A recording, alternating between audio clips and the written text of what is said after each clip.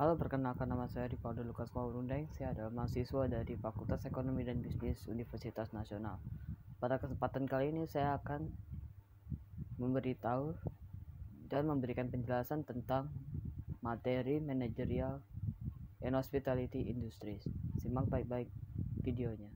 Kita masuk pada topik pembahasan yang pertama, yaitu apa itu pengertian dari manajemen skill. Manajemen skill adalah yaitu suatu kemampuan untuk menggunakan akal, pikiran, dan ide dan kreativitas dalam mengerjakan, mengubah, ataupun membuat sesuatu menjadi lebih bermakna sehingga menghasilkan sebuah hasil nilai atau kualitas dari hasil pekerjaan tersebut. Ada juga pengertian lain yang mendefinisikan bahwa skill adalah suatu kemampuan untuk menerjemahkan pengetahuan ke dalam praktik sehingga tercapai hasil kerja yang diinginkan. Manajemen keahlian atau sering disebut manajemen skill adalah praktik pemahaman, pengembangan, dan penyebaran orang-orang dan keterampilan yang mereka miliki. Keterampilan yang bisa mentrimplikasikan dengan baik akan bisa mendefinisikan keterampilan yang dibutuhkan atas peran kerja tertentu. Keterampilan real setiap orang karyawan dan adanya kesenjangan antar budaya, keahlian manajemen untuk dapat mengimplementasikan kegiatan manajemen tersebut sesuai dengan fungsinya masing-masing, maka diperlukan beberapa keahlian manajemen atau managerial skill yang diperlukan oleh setiap orang yang terlibat dalam organisasi, khususnya organisasi bisnis. Berikut adalah beberapa contoh dari keahlian ini yang mungkin bisa kalian pelajari dan terapkan di dalam dunia kerja maupun kehidupan sehari-hari. Yang pertama yaitu adalah komunikasi. Komunikasi sangat penting dan komunikasi merupakan salah satu unsur penting dalam hampir setiap pekerjaan. Dengan demikian, kamu harus mengasahnya secara rutin. Yang kedua adalah problem solving atau pemecahan masalah. Setiap orang tentunya mempunyai masalahnya sendiri. Dengan itu, kita harus bisa mempelajari dan mengasah supaya bisa memecahkan masalah. Yang ketiga adalah kepemimpinan. Seseorang harus bisa dapat mengatur dirinya sendiri sebelum dia bisa memimpin organisasi atau perusahaan yang lebih besar. Yang keempat adalah adaptasi. Menurut saya, adaptasi ini diperlukan supaya seseorang dapat beradaptasi atau bekerja sama dengan lingkungannya sekitar, mau itu dari aspek sosial dan lain-lain. Yang kelima adalah etika kerja. Menurut saya ini sangat penting karena buat apa kita mempunyai skill yang bagus tetapi jika etika kita itu buruk. Kita masuk dalam poin pembahasan yang berikutnya, yaitu adalah pengertian manajemen waktu.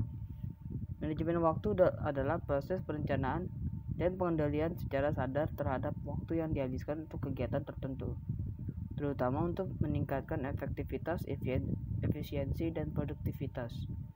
Cara ini juga melibatkan tindakan menyeimbangkan berbagai tuntutan terhadap seseorang yang berkaitan dengan pekerjaan, kehidupan sosial, keluarga, hobi, minat pribadi, dan komitmen dengan keterbatasan waktu. Menggunakan waktu dengan efektif memberi seseorang kelebihan juga pilihan untuk mengelola kegiatan menurut keputusan dan kebijaksanaan diri mereka sendiri. Manajemen waktu biasanya selalu didukung oleh berbagai keterampilan, alat secara teknik yang digunakan untuk mengatur waktu ketika menyelesaikan tugas, proyek, dan tujuan tertentu sesuai dengan tanggal deadline. Kita masuk pada pokok pembahasan yang berikutnya, yaitu adalah self-management atau manajemen diri. Pengertian dari manajemen diri itu sendiri adalah prosedur di mana individu mengatur perilakunya sendiri. Manajemen diri adalah di mana setelah seseorang menetapkan tujuan hidup bagi dirinya, ia harus mengatur dan mengelola dirinya sebaik-baiknya untuk membawanya ke arah dan tercapai tujuan hidup atau kesuksesan. Dan itu juga segenap kegiatan dan langkah mengatur dan mengelola dirinya. Dimensi manajemen diri itu sendiri dibagi atas beberapa kelompok, yaitu adalah melalui pikiran, tubuh, perasaan, dan spiritual. Aspek-aspek dalam manajemen sendiri itu adalah manajemen by attention atau pengontrolan reaksi terhadap sebab-sebab atau pikiran atau perasaan yang memunculkan respon. Manajemen by consequence yaitu pengontrolan reaksi terhadap tujuan perilaku pikiran dan perasaan yang ingin dicapai. Cognitive techniques yaitu adalah pengubah pikiran, perilaku, dan perasaan. Dirumuskan dalam cara mengenal, mengeliminasi, dan mengganti apa-apa yang terrefleksi pada antecedents dan consequence. Selanjutnya, kita masuk dalam poin yang terakhir, yaitu adalah definisi dari negosiasi. Bernegosiasi karena kita memiliki sesuatu untuk kita tawarkan atau menginginkan sesuatu dengan persyaratan yang berbeda dengan pihak lain dan menginginkan hasil yang menguntungkan. Berikut adalah beberapa alasan utama kita bernegosiasi. Yang pertama adalah untuk mengatasi masalah penting atau konflik dalam rangka bergerak maju. Yang kedua adalah untuk membuat transaksi, solusi, prosedur, kesepakatan, atau kerjasama yang saling menguntungkan antara kedua belah pihak.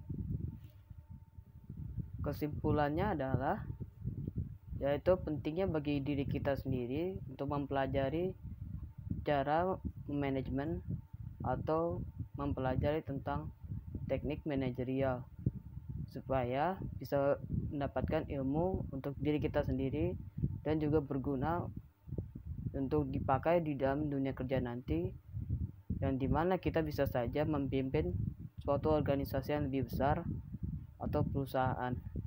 Sekian dari materi yang telah saya sampaikan, semoga dapat dimengerti.